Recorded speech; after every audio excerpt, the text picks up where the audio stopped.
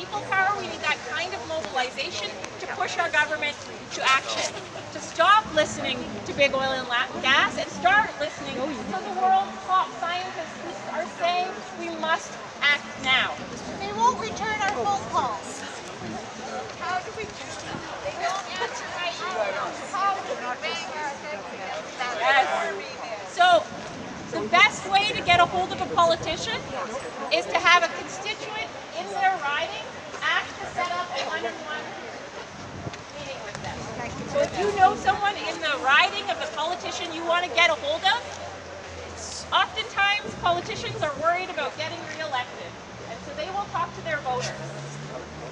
So one of the things we can do is mobilize people in ridings where you don't have a politician who wants the government to move on climate change, or maybe they say they want the government to move on climate change, so they're not actually taking action. Before I wrap up, I want to thank Aiden for doing the land acknowledgement and for the incredible work for his organizing.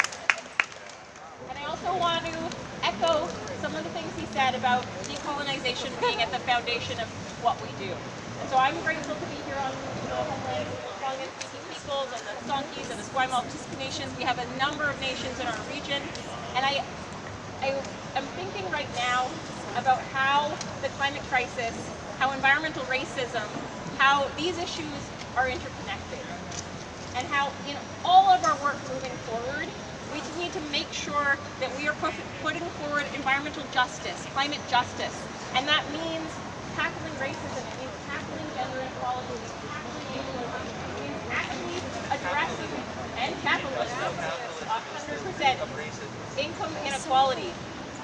Honestly, opposing wars that you guys don't. This is going to be part of the foundational work that we do. One of the things you can do as a tangible step is support the bill that's going through right now. It is on environmental racism. It's sponsored by Elizabeth May. It's something that I'm pushing really hard for in Parliament.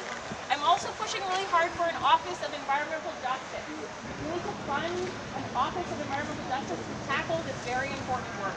So if you have an opportunity to write to politicians and push those two pieces, I would be deeply grateful. And I just want to say thank you again for taking the time. I will be here, so if